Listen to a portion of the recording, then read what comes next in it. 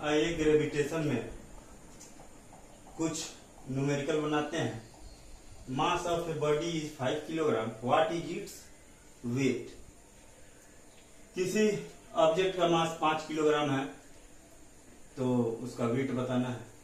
दूसरा क्वेश्चन है what is the mass of an object whose weight is 49 Newton.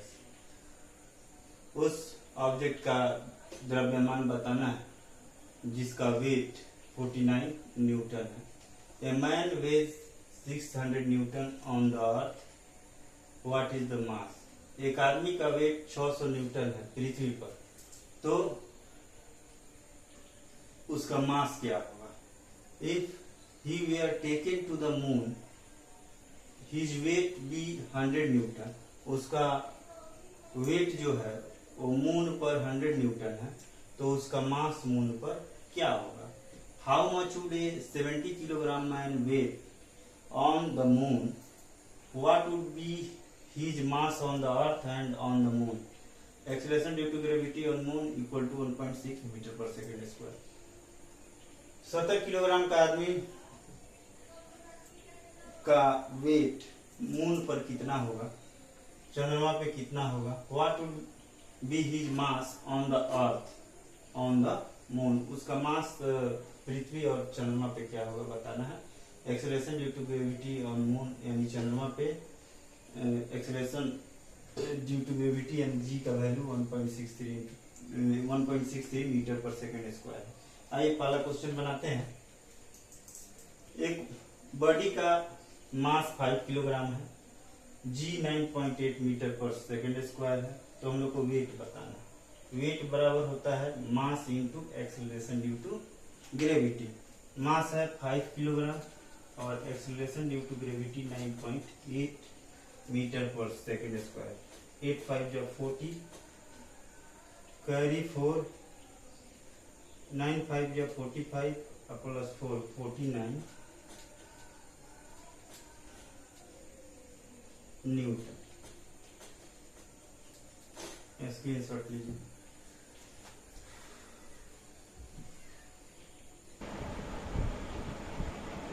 आइए second question देखते हैं। एक ऑब्जेक्ट का वेट 49 न्यूटन है, जी 9.8 मीटर पर सेकंड है, तो मास फाइंड आउट करना है। वी नो दैट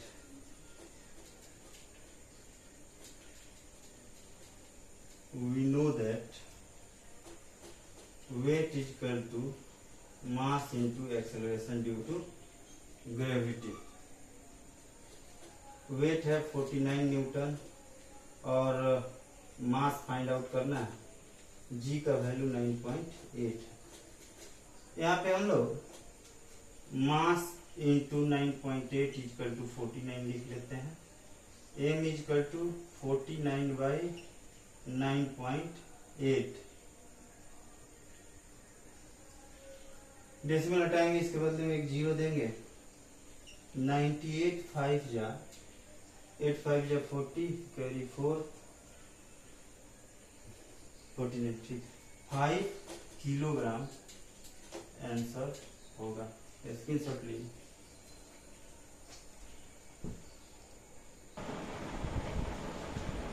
आइए थर्ड क्वेश्चन बनाया जाए।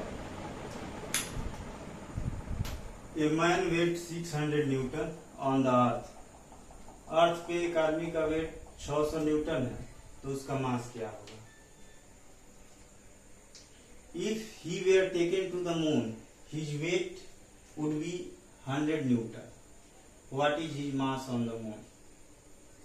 मून पर अगर इसका वेट 100 न्यूटन है तो उसका मून पे मास क्या होगा। एक जगह हम लोगों को मास फाइंड आउट करना है और एक जगह जी का वैल्यू फाइंड आउट करना है। देखिए W बराबर होता है M into ji.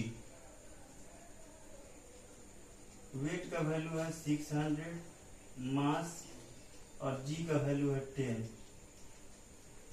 implies that m = 600। 10 multiplication में इधर जाएगा, डिवाइड में चेंज होगा। 60 किलोग्राम। यहाँ पे वेट है 100 न्यूटन, मास है 60 केजी। तो एक्सेलरेशन ड्यू टू ग्रेविटी का वैल्यू फाइंड आउट करना है मून पे। एक्सेलरेशन ड्यू टू ग्रेविटी का तो वैल्यू दिया हुआ है, स्क्रीनशॉट लीजिए।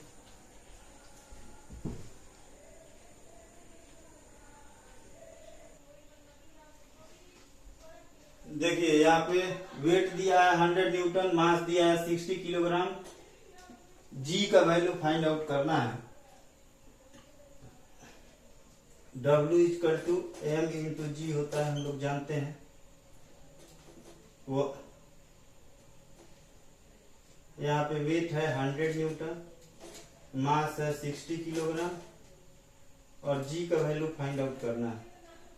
जी इक्वल टू 100 बाई 60, 0 से 0 डिवाइड होगा, 3 2 जा 6, 5 बाई 3। इसको डेसिमल में चेंज करेंगे, 5 3 1 जा 3, 3 6 जा 18, 3 6 जा 18, यानी 1.66 metre per second square answer. Screenshot लीजिए।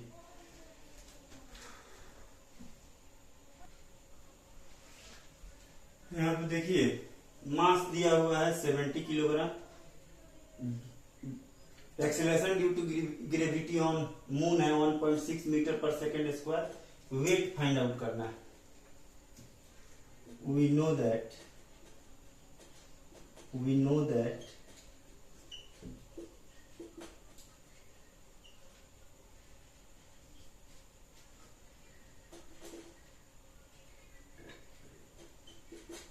मास है 70 किलोग्राम और जी का वैल्यू है 1.63।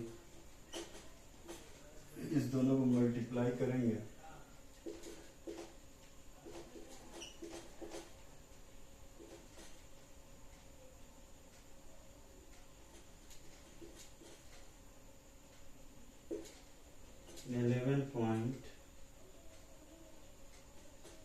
यहाँ पे 0 है, 114.10 न्यूटन आंसर। स्क्रीनशॉट लीजिए।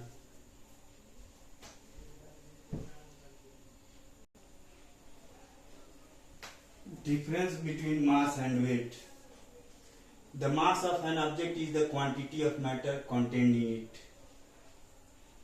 मास किसी भी ऑब्जेक्ट का वह मात्रा होता है जिसमें पदार्थ रखे जाते हैं। The weight of an object is the force with which it is attracted toward the center of the earth. किसी ऑब्जेक्ट का वेट वह फोर्स होता है जिसके द्वारा पृथ्वी अपने सेंटर की ओर अट्रैक्ट करती है। The SI unit of mass is kilogram. The SI unit of weight is Newton.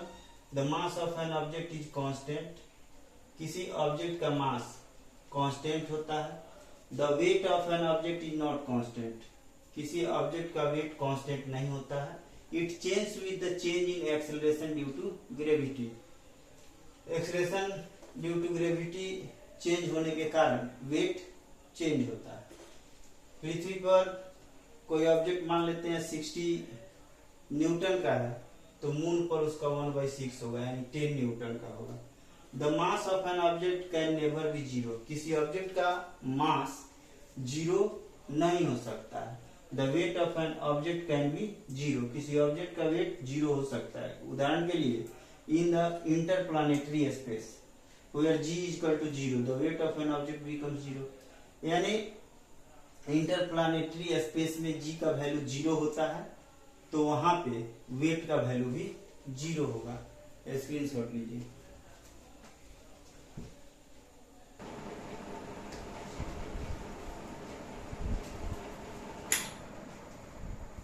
आइए थ्रस्ट और प्रेशर के बारे में पढ़ते हैं।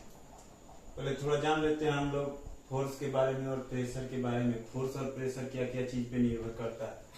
The effect of force depends on the area. The effect of force depends on the area of an object on which it acts.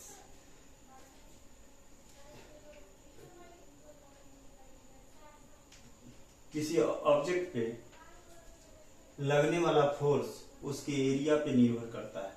The weight of a body is also a force. किसी object का weight force होता है, यह downward direction में लगता है। Pressure depends on two factors, force applied, area over which force acts. Pressure दो चीजों पे निर्भर करता है, किसी ऑब्जेक्ट पे क्या फोर्स लग रहा है और उस पे कितना फोर्स लग रहा है, मैंने एरिया पे कितना फोर्स लग रहा है। The same force can produce different pressures depending on the area over which it acts. एक ही फोर्स अलग अलग प्रेशर लगाता है, यह एरिया पे निर्भर करता है, यानी एरिया के अकॉर्डिंग फोर्स के द्वारा लगने वाला प्रेशर अलग अलग होता है। When a force acts over a large area, जब फोर्स एक बड़े एरिया पे लगता है, it produces A small pressure, तो प्रेशर कम लगता है, क्योंकि प्रेशर इनवर्सल प्रोपोर्शनल होता है एरिया का, यानी एरिया बढ़ता है तो प्रेशर घटता है और एरिया कम होता है तो प्रेशर बढ़ता है। स्क्रीनशॉट लीजिए।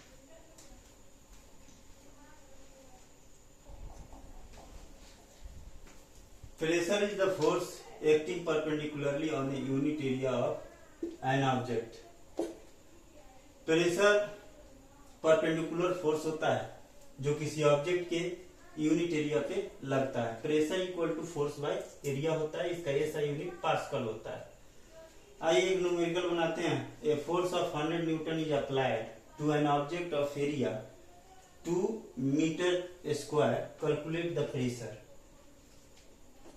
यहाँ पे गिवन है एफ फोर्स है 100 न्यूटन, एरिया है 2 मीटर स्क्वायर।